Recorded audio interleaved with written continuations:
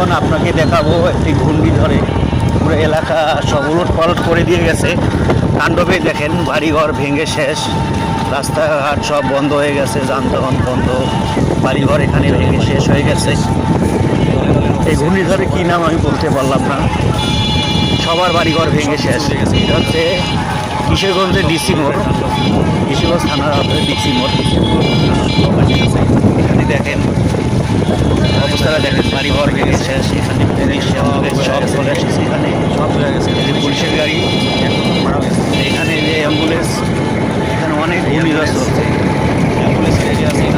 হঠাৎ ঘূর্ণিঝড় এসে সব ভেঙে অনেকের বাড়িঘর ভেঙে শেষ করছে। দেখেন এদিকে সব দেখাচ্ছি, আপনারা দেখেন, এই দেখেন নতুন নতুন বাড়িঘর ভেঙে গেছে। এখানে ভয়াবহ অবস্থা দেখেন আপনারা, দেখেন এই দেখেন নতুন বাড়ি ভেঙে গেছে। এই দেখেন, এই যে ওদিকে চারপাশে বাড়িঘর ভেঙে শেষ। এই যে এখানে একটা বাড়ি, নতুন বাড়ি এখানে ভেঙে গেছে। এই যে এখানে